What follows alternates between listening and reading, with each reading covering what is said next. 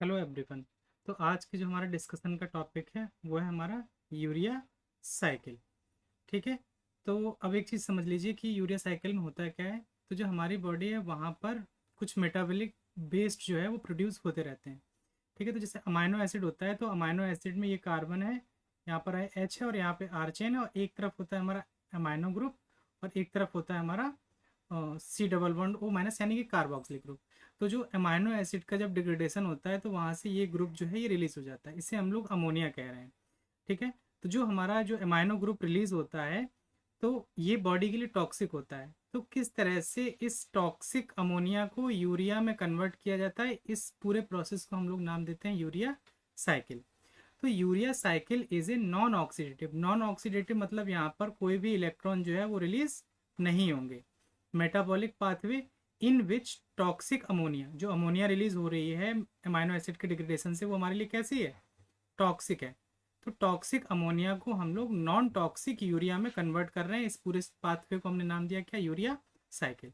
तो हमें आज के पूरे वीडियो में इसी को समझना है कि कैसे वर्क करती है, कौन कौन से ऑर्गेनल जो है वो इसमें इन्वॉल्व होते हैं। तो चलिए शुरू करते हैं। Urea cycle also known as ornithine cycle. Urea cycle जो होती है उसका दूसरा नाम ऑर्निथिन साइकिल भी है, क्योंकि एक ऑर्निथिन नाम का इंटरमीडिएट इस साइकिल के दौरान बनता है। Is a cycle of biochemical reaction that produce urea from ammonia. ये एक बायोकेमिकल रिएक्शन की साइकिल है जिसमें क्या होता है कि हम यूरिया यानी कि NH2CO NH2, यूरिया का फॉर्मूला होता है हमारा क्या, NH2CO NH2, यूरिया बनाते हैं किससे, अमोनिया से। तो यूरिया साइकिल में क्या होता है समझ लीजिए। यूरिया साइकिल में हम क्या करते हैं, अमोनिया से हम बनाते हैं यूरिया, क्योंकि अमोनिया जो है वो हमारे लिए टॉक्सिक होता है बॉडी के लिए, इसके लिए हम इसे नॉन टॉक्सिक यूरिया में कन्वर्ट करते हैं। Animals that use this cycle, mainly amphibians and mammals, are called ureotelic.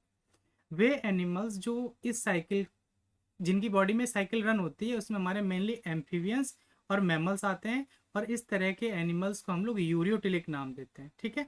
कुछ एनिमल्स ऐसे भी होंगे जहाँ पर केवल अमोनिया ही वेस्ट प्रोडक्ट के रूप में रिलीज होती है, तो उन्हें हम लोग अमोनियोटिलिक नाम देते हैं। तो एनिमल्स का क्लासिफिकेशन किया गया ऑन दी बेसिस ऑफ जो वो मेटाबॉलिक वेस्ट जो है वो रिलीज कर रहे हैं। इसके लिए हम लोग एक अलग लेक्चर में डिस्कस करेंगे। आज का हमारा पूरा फोकस जो है वो यूरिया साइकिल पर है। तो एम्फीबिया और मैमल्स जो है वो यूरिया साइकिल को रन करते हैं, क्योंकि इनका वेस्ट प्रोडक्ट जो है वो क्या होता है, यूरिया होता है, इसलिए हम लोग इनको नाम देते हैं क्या, ureotelic. The urea cycle convert highly toxic ammonia to urea for excretion. जो यूरिया साइकिल होती है उसमें हाईली टॉक्सिक अमोनिया को यूरिया में कन्वर्ट किया जाता है, जो बॉडी के द्वारा बाहर एक्सक्रीट कर दिया जाएगा। This cycle was the first metabolic cycle to be discovered.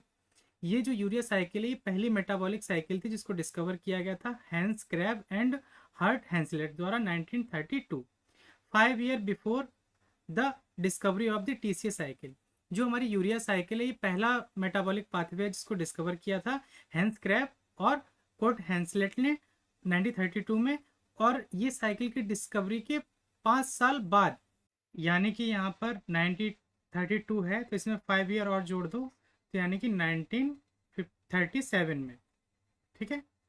जब यूरिया साइकिल डिस्कवर हुई थी उसके 5 साल बाद यानी कि 1937 में TCA साइकिल की डिस्कवरी की गई। और आपको ये बात जानकर आश्चर्य होगा कि जिन्होंने यूरिया साइकिल की डिस्कवरी किया था उन्होंने ही TCA साइकिल की डिस्कवरी की थी। देखिए यहाँ पर इनका पूरा नाम जो है वो है सर हैंस एडोल्फ क्रैब्स। तो जो क्रैब है इसी के नाम, ये जो क्रैब सरनेम है इनका, इसी के नाम पर TCA साइकिल जो है इसको कॉमनली हम लोग क्या नाम देते हैं, क्रैब्स साइकिल बोलते हैं, क्योंकि इसको डिस्कवर किया था किसने, सर हैंस एडोल्फ क्रैब ने। ठीक है। इसके साथ में इनके को वर्कर और थे, उनका भी नाम आता है। तो आपको ये चीज़ याद रखनी है कि जो क्रैब साइकिल है, या सॉरी जो यूरिया साइकिल है उसको हम लोग ऑर्निथिन साइकिल भी नाम देते हैं। इसके डिस्कवरर जो है वो हैंस एडोल्फ क्रैब हैं और कोर्ट्स हैंसलेट है। ये 1932 में डिस्कवर की गई थी और इसके 5 साल बाद जो है वो यूरिया साइकिल यानी कि 1937 में डिस्कवर की गई थी। This cycle was describe in more detail later on by Ratner and Cohen. अब जो यूरिया साइकिल है इसी को बाद में और डिटेल में रेटर और कोहेन नामक 2 साइंटिस्ट थे, उन्होंने इसको और डिस्क्राइब किया। The urea cycle takes place primarily in the liver and a lesser extent in the kidney. जो प्राइमरली साइट होती है यूरिया साइकिल की वो हमारा क्या है, लिवर है, लेकिन थोड़े बहुत अमाउंट में ये किडनी में भी चलती है। ठीक है, लेकिन मेनली हमारा कौन सा है, लिवर साइट है यूरिया साइकिल सिंथेसिस की। चलिए आगे बढ़ते हैं। तो आप जरा ये फोटो देख लीजिए, ये हैं हमारे कौन, सर हेंस एडोल्फ क्रैब। इन्होंने यूरिया साइकिल भी डिस्कवर किया और इन्होंने ही क्रैब साइकिल की डिस्कवरी भी की है। Urea cycle is non oxidative, यानी कि यहाँ पर कोई भी इलेक्ट्रॉन रिलीज नहीं हो रहा है। Metabolic pathway in which toxic ammonia is converted into non toxic urea, जिसमें हम लोग टॉक्सिक अमोनिया को नॉन टॉक्सिक यूरिया में कन्वर्ट करते हैं। Which is then eliminated from the body, जिसको बाद में बॉडी से एलिमिनेट कर दिया जाता है। सोर्स ऑफ अमोनिया क्या है, तो जब हम डीएमिनेशन मतलब अमाइनो ग्रुप को निकालना of amino acid is the major source of ammonia. तो जब अमाइनो एसिड से अमाइनो ग्रुप को निकाल देंगे, यानी कि अमाइनो एसिड से NH3+ जो ग्रुप है उसको निकाल दे रहे हैं, तो उस प्रोसेस को हमने नाम दिया क्या, डीएमिनेशन। तो जो अमाइनो एसिड का डीएमिनेशन है वो बॉडी में मेजर सोर्स होता है अमोनिया का। नोट में देखते हैं क्या लिखा हुआ है, urea cycle only operate in animals rather than plant. जो यूरिया साइकिल जो है वो ओनली एनिमल्स में पाई जाती है, प्लांट में नहीं पाई जाती है, क्योंकि प्लांट जो होता है वो अपना जो अमोनिया है उसको अपने बायोसिंथेटिक रिएक्शन में यूज कर लेते हैं। Plant utilized almost all ammonia in biosynthetic reaction. Plant जो है वो अपनी अमोनिया को बायोसिंथेटिक रिएक्शन में क्या करते हैं, यूज कर लेते हैं, इसलिए वहां पर यूरिया साइकिल नहीं होती है। बात करते हैं हम लोकेशन की। ऑर्गन लेवल पे तो हमने देख लिया कि मेनली लीवर में होता है, थोड़ा बहुत अमाउंट में किडनी में होता है। लेकिन जब हम सेल के लेवल पर देखते हैं तो सेल के अंदर बहुत सारे सेल ऑर्गेनेल भी हैं और साइटोप्लाज्म है। तो जो हमारी यूरिया साइकिल है वो माइटोकॉन्ड्रिया से स्टार्ट होती है, लेकिन कंप्लीट होती है कहाँ पर आकर के, साइटोप्लाज्म में। यानी कि दो कंपार्टमेंट इसमें इन्वॉल्व हैं, एक हमारा माइटोकॉन्ड्रिया है और दूसरा हमारा साइटोप्लाज्म है। नोट में देखते हैं, in animals the liver is the site of urea synthesis. Animals में जो लिवर है वो मेनली साइट है किसकी, यूरिया सिंथेसिस की। अब देखिए जो लिवर है तो लिवर की सेल्स को नाम दिया जाता है क्या, हिपैटोसाइट। तो जो लिवर की सेल उनको हमने नाम दिया क्या, हिपैटोसाइट। तो urea cycle operate in hepatocyte. अगर सेल लेवल पर पूछ दिया जाए कि कौन सी सेल में हो रही है, चार आपको ऑप्शन दे दिया जाए, तो आपको क्या बताना है कि हिपैटोसाइट्स में हो रही है। अब देखिए होता क्या कि जो अमाइनो एसिड का डिग्रेडेशन तो बॉडी की सारी सेल्स में चल रहा है ना, वो मसल सेल भी हो सकती हैं या मतलब बॉडी की कोई भी सेल्स हो सकती है, तो वहाँ पर चल रहा है। तो किस तरह से हम जो बॉडी में प्रोड्यूस हो रहा है अमोनिया उसको लीवर तक लेकर आ रहे हैं, उसके दो रास्ते हैं। ठीक है, तो उनको हमें देखना है कि किस तरह से हम बॉडी के डिफरेंट डिफरेंट पार्ट से अमोनिया को लिवर तक लेकर आ रहे हैं। क्योंकि मेनली साइट कहाँ है यूरिया सिंथेसिस की, लिवर है। इसके लिए हमें अमोनिया को बॉडी के डिफरेंट पार्ट से मूव करा के कहाँ पर लाना होगा, लिवर में लाना होगा। तो transport of ammonia from different tissue to the liver is mediated by 2 amino acid. इसके लिए 2 अमाइनो एसिड को काम पर रखा गया है। ठीक है, पहला अमाइनो एसिड है हमारा एलानिन और दूसरा अमाइनो एसिड है हमारा ग्लूटामिन। एलानिन को जरा समझते हैं, transport ammonia from muscle to liver. तो जो हमारी बॉडी की मसल सेल होती हैं, मसल सेल से लिवर में ले जाने का काम करता है कौन, एलानिन। ठीक है, दूसरा एक चीज ये समझो कि transport of amino acid carbon. तो जब अमाइनो एसिड को डिग्रेड किया जाएगा तो उनके कार्बन भी हैं उसमें और नाइट्रोजन भी है। तो कार्बन और नाइट्रोजन को मसल से लिवर तक ले जाने के लिए एक स्पेसिफिक साइकिल है जिसको हम लोग नाम दे रहे हैं ग्लूकोज एलानिन साइकिल। ठीक है, इसको हम एक डिफरेंट लेक्चर लेंगे, उसमें पूरा डिस्कस करेंगे कि ग्लूकोज एलानिन साइकिल में क्या होता है और कैसे रन होती है। अभी आप बस इतना समझ लीजिए कि जो अमोनिया बॉडी की स्केलेटन जो मसल सेल में प्रोड्यूस हो रही है उसको लिवर तक ले जाने के लिए हमने जो अमाइनो एसिड का यूज़ किया है वो है हमारा कौन, एलानिन। दूसरा अमाइनो एसिड है हमारा ग्लूटामिन। ग्लूटामिन क्या करता है, ट्रांसपोर्ट करता है अमोनिया को फ्रॉम नॉन मसल, यानी कि वो बॉडी की सेल जो मसल नहीं है उनसे ले जा करके कहाँ पर, लिवर में। तो 2 अमाइनो एसिड हमें याद रखना है, एक एलानिन याद रखना है जो क्या करेगा मसल सेल से लिवर में ले जाएगा, और दूसरा हमें ग्लूटामिन याद रखना है जो क्या करेगा नॉन मसल सेल से, यानी कि जो मसल सेल नहीं है उससे लिवर में ले जाएगा। ठीक है, चलिए आगे बढ़ते हैं। अब हम देखते हैं जो हमने एलानिन की बात किया उसको हम एक अलग साइकिल में डिस्कस करेंगे। आज का हमारा फोकस है ग्लूटामिन को हम देख लेते हैं और इसके बाकी के फंक्शन देखेंगे। तो देखिए होता क्या है, अल्फा कीटो ग्लूटारेट, इसको आप याद करिए, ये आपने कहाँ पढ़ा हुआ है, तो टीसीएस साइकिल का इंटरमीडिएट है।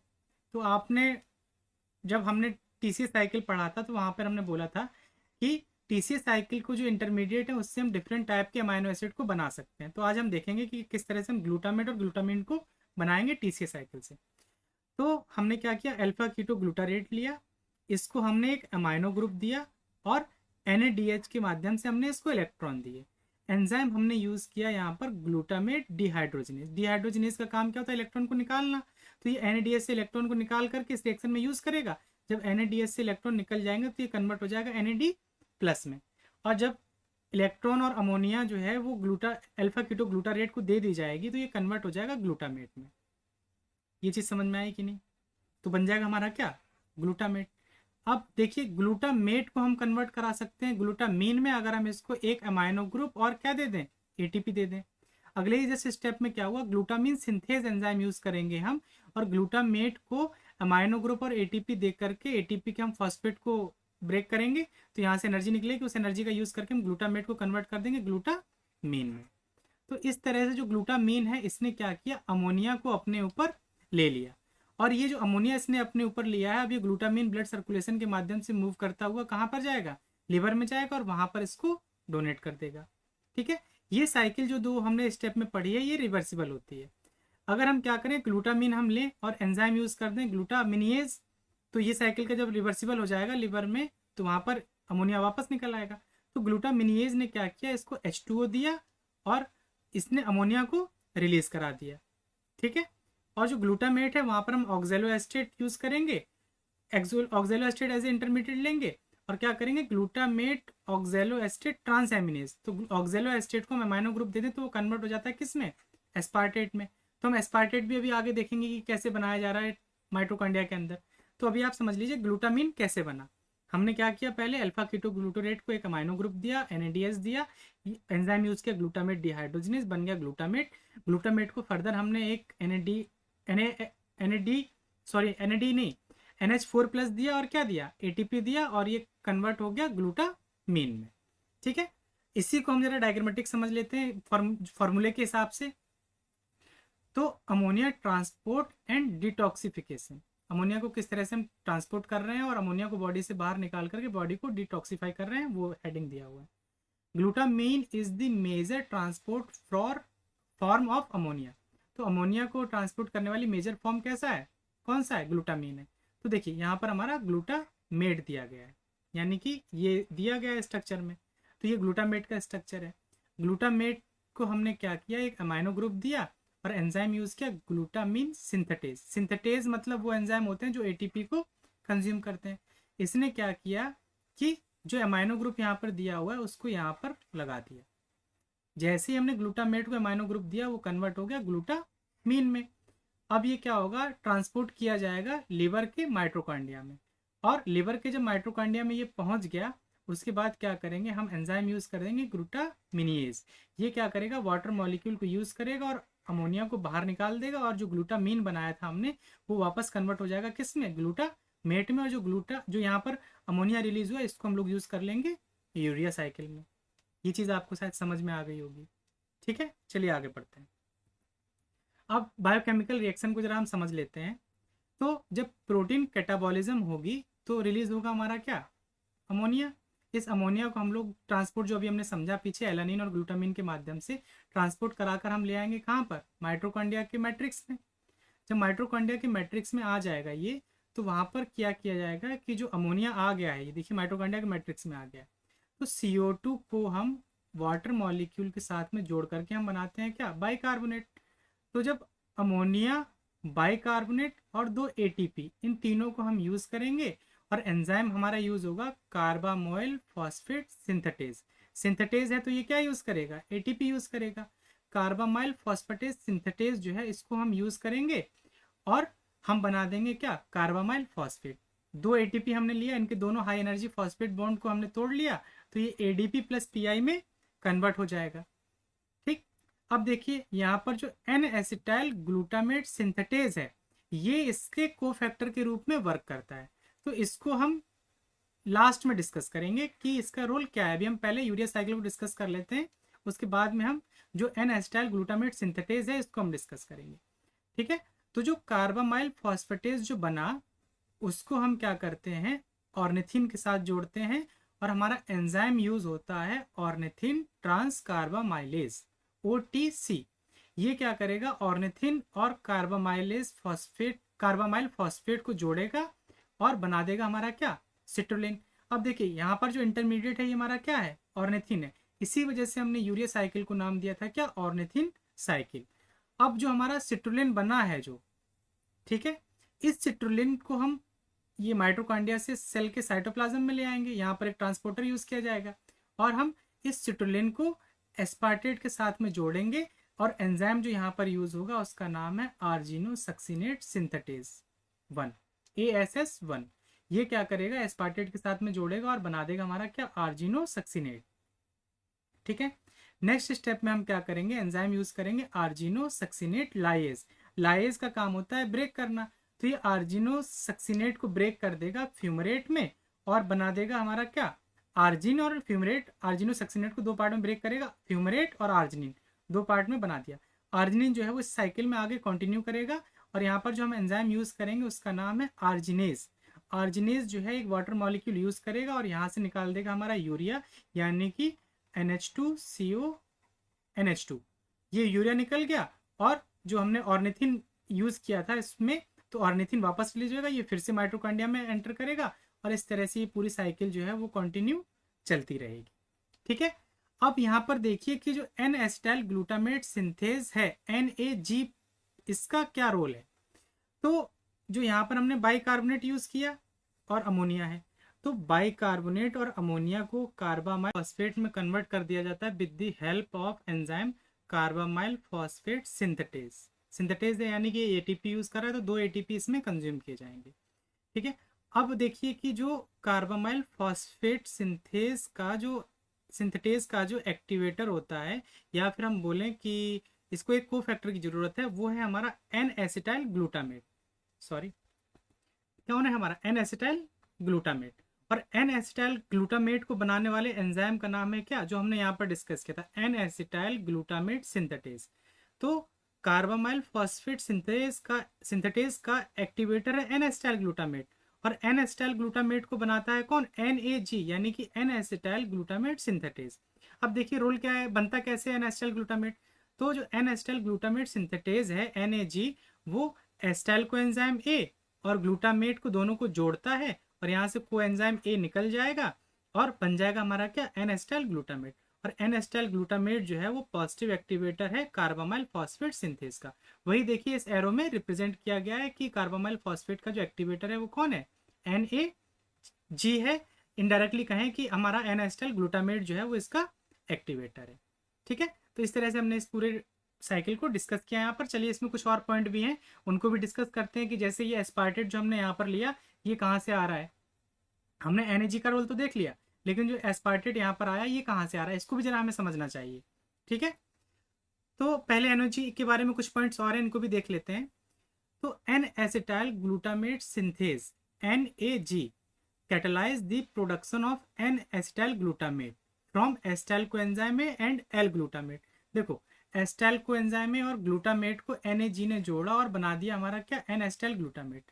और एन एसिटाइल ग्लूटामेट जो है वो पॉजिटिव एक्टिवेटर होता है जो हमारा जो कार्बामाइल फॉस्फेट सिंथेज जो है उसका। तो यहाँ पे पॉजिटिव सिंबल से रिप्रेजेंट कर दिया, ये इसका क्या है, एक्टिवेटर है।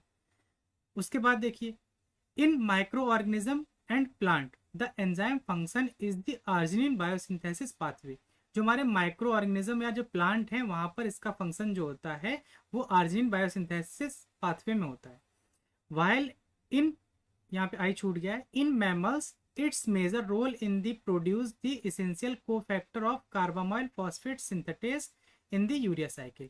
लेकिन जो मैमल्स होते हैं वहां पर जो हमारा CPS1 कार्बामाइल फॉस्फेट सिंथेटेज 1 जो है उसके कोफैक्टर के रूप में या फिर हम बोले एक्टिवेटर के रूप में इसको यूज किया जाता है। ठीक है, N acetyl glutamate synthase deficiency is a disorder. जो अगर मान लीजिए इस एंजाइम की डिफिशियंसी हो जाए तो हम क्या करेंगे, एफिशिएंटली जो बॉडी में एक्यूमुलेटेड, जो बॉडी में अमोनिया बन रहा है उसको ब्लड के थ्रू या किडनी यूरिया में बना करके हम बॉडी से बाहर रिलीज नहीं कर पाएंगे, तो अमोनिया का एक्यूमुलेशन होने लगेगा। That cause abnormally high level of ammonia. तो हम ये पाथवे यूरिया साइकिल को हम जनरली रन नहीं कर पाएंगे अगर हमारा ये एंजाइम वर्क नहीं कर रहा है, क्योंकि CPS जो पहला ही एंजाइम है उसका एक्टिवेटर ही नहीं है। तो क्या होगा कि अमोनिया का बॉडी में एक्यूमुलेशन होने लगेगा। Ammonia which is form when protein are break down in the body is toxic if the level become too high. अगर क्या हो कि बॉडी में अमोनिया का लेवल बढ़ने लगे तो ये बॉडी के लिए टॉक्सिक हो जाती है। The brain is specially sensitive to effective of excess ammonia. तो जो हमारा ब्रेन है वो इस हाई अमोनिया के रिस्पॉन्स में हाईली इफेक्टिव होता है, मतलब इफेक्ट मतलब निगेटिव इफेक्ट है, वो काम करना बंद कर सकता है या कई एबनॉर्मेलिटीज आ सकती हैं। तो ब्रेन इज स्पेशली सेंसिटिव होता है हमारा एक्सेस अमोनिया से, ठीक है। तो इसलिए अमोनिया को हमारा बॉडी से बाहर निकालना बहुत जरूरी है। तो हमारा NAG का क्या रोल है वो हमने समझ लिया। अब देखिए जो एस्पार्टेट है वो हमारा बन रहा है कहाँ पर, माइट्रोकॉन्ड्रिया में, और माइट्रोकॉन्ड्रिया से बाहर आ रहा है साइटोप्लाज्म में। तो ये चीज़ हमें समझनी है कि कैसे ये एस्पार्टेट बाहर आ रहा है। तो यहाँ पर जो ट्रांसपोर्टर यूज हो रहा है उसका नाम है सिट्रिन, और जो ऑर्निथिन जो साइटोप्लाज्म, ये साइटोप्लाज्म है यहाँ पर, ऑर्निथिन जो साइटोप्लाज्म में बना था आर्जिनिन के डिग्रेडेशन मतलब इसको ब्रेक करने से आर्जिनेज एंजाइम के द्वारा यूरिया और ऑर्निथिन में। तो ऑर्निथिन जो है वो माइट्रोकॉन्ड्रिया के अंदर जा रहा है ORNT1, यानी कि इसको ट्रांसलोकेशन हो रहा है साइटोप्लाज्म से माइट्रोकॉन्ड्रिया में, ठीक है। तो ये दो ट्रांसपोर्टर हमें याद रखना है। अब देखिए जो एस्पार्टेट है इसको और भी समझते हैं डिटेल में। तो आपने ये TCA साइकिल तो देखी हुई है। तो यहाँ पर हमारा था अल्फा कीटो ग्लूटारेट, ठीक है। और ये हमारा एस्पार्टेट से TCA और यूरिया साइकिल दोनों लिंक कैसे हो रहे हैं। तो हम क्या करें, जो हमारा यहाँ पर जो एस्पार्टेट जो बन रहा है TCA से, देखिए निकाल करके हम एस्पार्टेट बना रहे हैं, क्योंकि हमने जब TCA साइकिल पढ़ा था तो वहाँ पर हमने डिस्कस किया था कि बहुत सारे अमाइनो एसिड को हम TCA साइकिल के इंटरमीडिएट के द्वारा बना सकते हैं। तो TCA का इंटरमीडिएट है हमारा क्या, ऑक्जेलोएस्टेट और अल्फा कीटोग्लूटारेट। तो देखिए क्या किया गया यहाँ पर एस्पार्टेट बनाने के लिए, ऑक्जेलोएस्टेट हमने लिया, ये TCA का इंटरमीडिएट है। ऑक्जेलोएस्टेट जो यहाँ पर देखिए, ऑक्जेलोएस्टेट को एस्टाइल कोएंजाइम में देकर के हम सिट्रेट बना रहे थे। TCA साइकिल को हम लोग सिट्रिक एसिड साइकिल भी बोलते हैं, क्योंकि पहला इंटरमीडिएट क्या था, सिट्रेट था।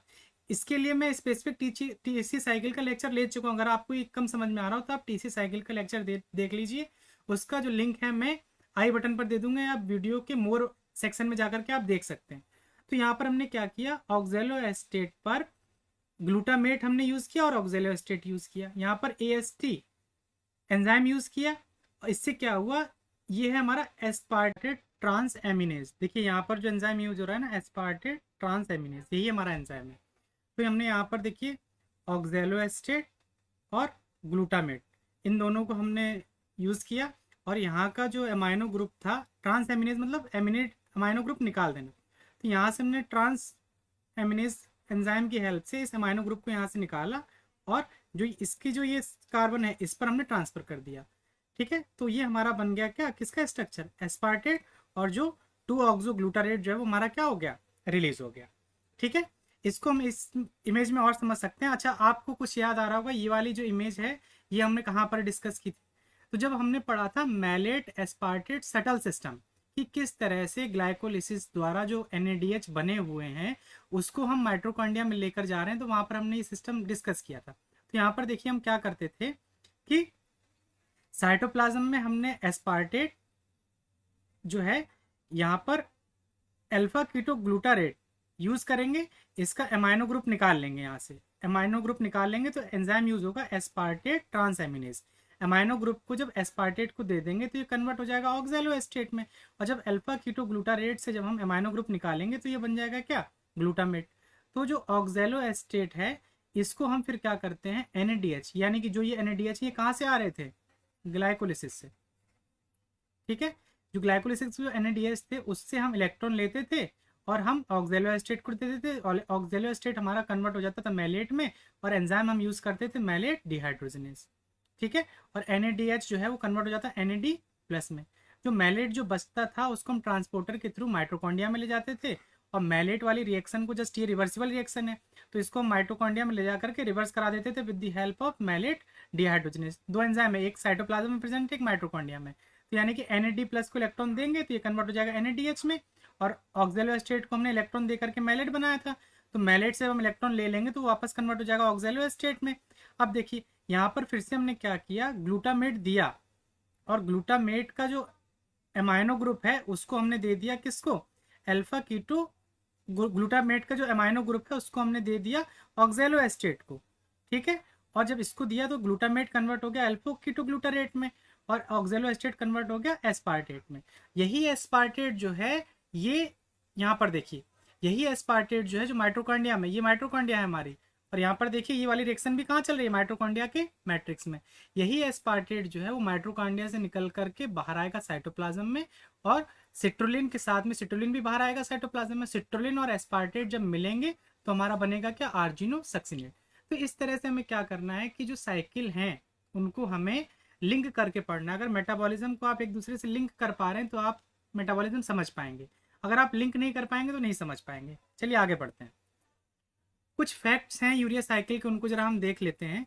तो all enzyme of urea cycle catalyse irreversible reaction. सारे एंजाइम कैसी रिएक्शन कैटेलाइज करते हैं, इरिवर्सिबल रिएक्शन, यानी कि जो सबस्ट्रेट और कुछ जो सबस्ट्रेट हम यूज करते हैं उससे हम प्रोडक्ट बनाते हैं, तो प्रोडक्ट जो बना है उसको हम वापस रिवर्स कर सकते हैं उसी एंजाइम की हेल्प से। केवल एक एंजाइम है जिसका नाम है आर्जिनोसक्सिनेट, ठीक है, यानी कि ये वाला enzyme,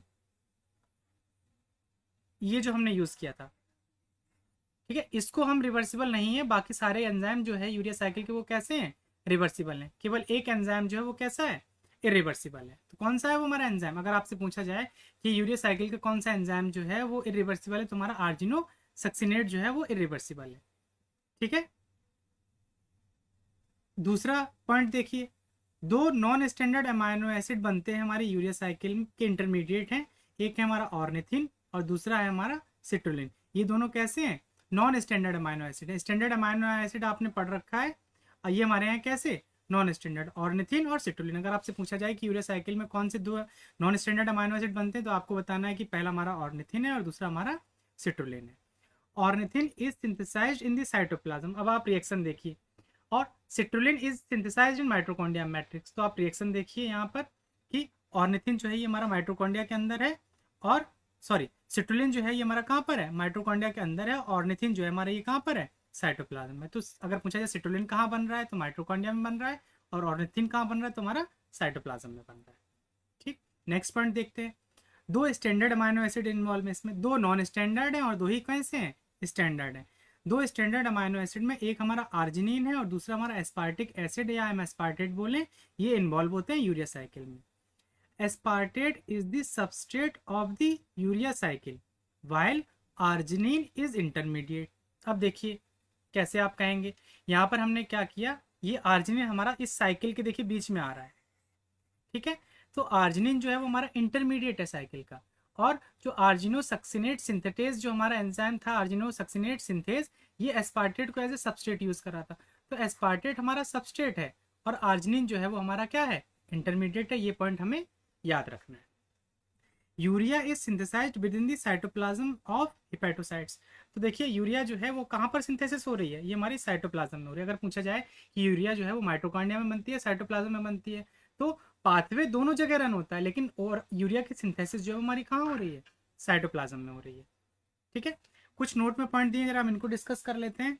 urea content 2 amino group, urea में 2 अमाइनो ग्रुप हैं। फॉर्मूला जैसे आप देखेंगे तो NH2CO NH2, तो 2 अमाइनो ग्रुप, एक ये है और एक ये है। One comes in the form of ammonia, एक कहाँ से आता है, अमोनिया से आता है। And second is donated by aspartate, और दूसरा कहाँ से आ रहा है, हमारा एस्पार्टेट से आ रहा है। ये कैसे हो रहा है वो अभी हम आगे देखते हैं। तो synthesis of one urea molecule require hydrolysis of 4 high energy phosphate bond which is equal to 4 ATP। अगर आपसे पूछा जाए कि यूरिया सिंथेसिस में टोटल एनर्जी कितना यूज हो रहा है, तो 4 हाई एनर्जी फॉस्फेट बॉन्ड को हम लोग यूज कर रहे हैं, तो वो खर्चा जो है वो 4 ATP के बराबर है। तो आप कह सकते हैं कि यूरिया साइकिल जब रन होती है तो हमें 4 ATP का यूज करते हैं, हम 4 ATP का हमें लॉस होता है, ठीक है। अब आप देख पाएंगे कि कहाँ पर 4 ATP का लॉस हो रहा है। तो देखिए 2 ATP तो हमारा यहीं पर लग गया, बाकी के जो 2 ATP हैं वो आर्जिनोसक्सिनेट सिंथेटेज 1, देखिए यहाँ पे सिंथेटेज है ना, तो ये ATP कंज्यूम करेगा। तो यहाँ पर क्या होता है कि जब हम सिट्रेट और एस्पार्टेट को जोड़ते हैं तो यहाँ पर एक ATP जो है वो कंज्यूम होता है, ठीक है। और एक ATP को हम क्या करते हैं, ट्राईफॉस्फेट होता है ना, एडेनिन के साथ में 3 फॉस्फेट होते हैं, तो हम इसके 2 हाई एनर्जी फॉस्फेट को यूज करते हैं, तो PPI जो है वो रिलीज हो जाता है। तो ये खर्चा जो है ये हमारा 2 ATP के बराबर होता है। तो 2 ATP हमारा यहाँ पर यूज हो गया और 2 ATP जो है वो हमारा यहाँ पर यूज हो रहा है। इस तरह से टोटल खर्चा जो है वो कितना है, 4 ATP के बराबर है। वही लास्ट पॉइंट में बोला गया था कि synthesis of 1 urea molecule require hydrolysis of 4 high energy phosphate bond which is equal to 4 ATP, जो कितने ATP के बराबर है, 4 ATP के बराबर है। अगर आपसे पूछा जाए कि यूरिया की सिंथेसिस में एक यूरिया मॉलिक्यूल को बनाने के लिए कितने ATP यूज करते हैं, तो हम 4 ATP यूज करते हैं, ठीक है। अब देखिए कुछ पॉइंट्स और भी हैं, उनको हम देख लेते हैं कि यूरिया साइकिल का जो रेट है वो कब हाई होगा और कब स्लो होगा। तो rate of urea cycle in an individual increase in 2 condition. तो 2 कंडीशन में यूरिया साइकिल का जो रेट है वो बढ़ेगा। पहला, when ingested high protein rich food, अगर इंडिविजुअल कोई है वो हाई प्रोटीन रिच फूड खा रहा है तो प्रोटीन को हमारी बॉडी कभी भी स्टोर नहीं करती है, उसको जहाँ पर बॉडी में रिक्वायरमेंट होती है वहाँ पर वो उसको यूज़ कर लेती है और उसको एनर्जी कंजप्शन में यूज़ कर लिया जाता है। ठीक है, तो यानी कि उसको कहें कि उसको ब्रेक करके उसकी एनर्जी निकाल ली जाती है। तो वहाँ पर जब कोई हाई प्रोटीन रिच फूड लेगा तो अमाइनो ग्रुप रिलीज होगा, तो यूरिया साइकिल का रेट जो होगा बढ़ जाएगा। तो पहला कब बढ़ेगा, जब कोई हाई प्रोटीन रिच फूड ले। दूसरा, जब स्टारवेशन है, तो स्टारवेशन में देखा होगा आपने, जो बॉडी के इंडिविजुअल है वो एकदम बोलते हैं कि हड्डियों का ढांचा हो गया है, जो प्रोटीन कंपोनेंट है बॉडी की उनको भी थोड़ा थोड़ा डिग्रेड कर दिया जाता है, तो उस कंडीशन में भी यूरिया साइकिल का रेट बढ़ जाएगा, क्योंकि इंडिविजुअल जो है वो स्टारवेशन में है, उसके पास में ग्लूकोज और ये सब चीज़ें नहीं बची, तो बॉडी ने जो है वो प्रोटीन को डिग्रेड करना शुरू कर दिया है। ठीक, तो जो हमारा यूरिया, ये पॉइंट आपको समझ में आ गया होगा कि रेट कैसे कम और ज़्यादा हो रहा है। दूसरा एक चीज़ ये समझ लो कि जो यूरिया बन रहा है उसका फॉर्मूला है हमारा NH2CNH2।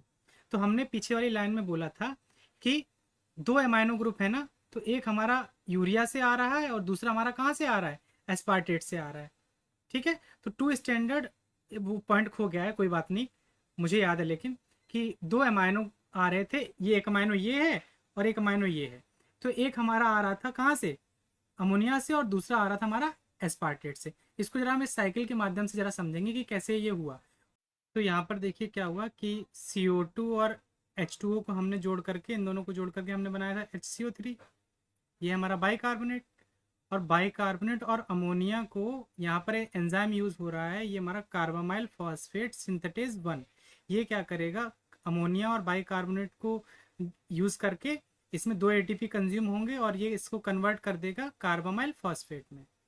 कार्बामाइल फॉस्फेट और ऑर्निथिन को जोड़ने का काम करता है हमारा ऑर्निथिन ट्रांस कार्बामाइलेज। ठीक है, और जो यहाँ पर जो ये दिखाया गया ये ट्रांसपोर्टर है, जिससे ऑर्निथिन जो है वो साइटोप्लाज्म से कहाँ पर आ रहा है, माइटोकॉन्ड्रिया में आ रहा है।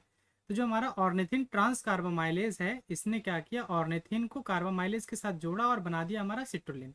सिट्रोलिन जो है वो ये फिर से ट्रांसपोर्टर है, इसके थ्रू माइटोकॉन्ड्रिया से बाहर आ जाएगा साइटोप्लाज्म में। साइटोप्लाज्म में जो सिट्रोलिन है और एस्पार्टेट, इन दोनों को जोड़ने का काम करेगा आर्जिनोसक्सिनेट सिंथेटेज। ये क्या करेगा, एक ATP यूज करेगा और दोनों फॉस्फेट उसके यूज कर लेगा और AMP प्लस PPI जो है वो रिलीज हो जाएगा और बन जाएगा हमारा आर्जिनोसक्सिनेट।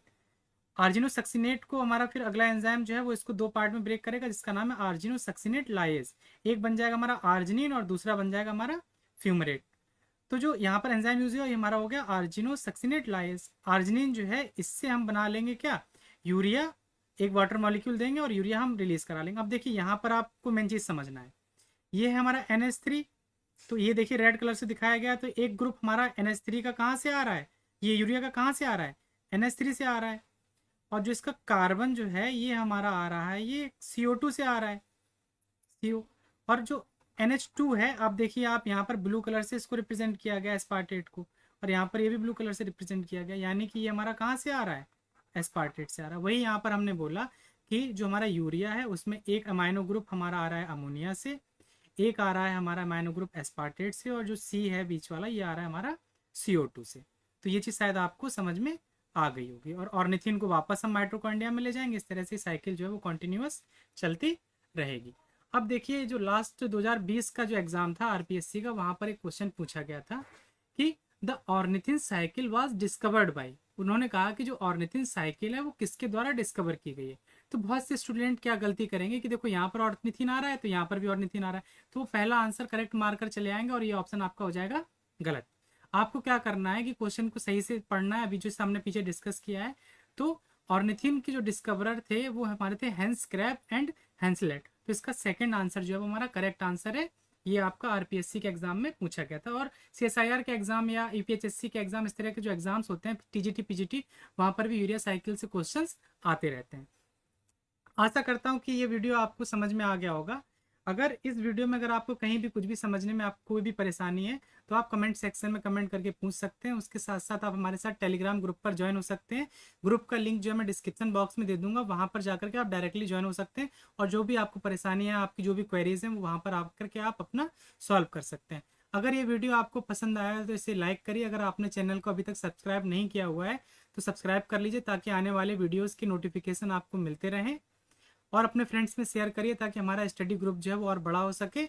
इसी तरह से जल्दी मिलेंगे अगली वीडियोज़ में। धन्यवाद।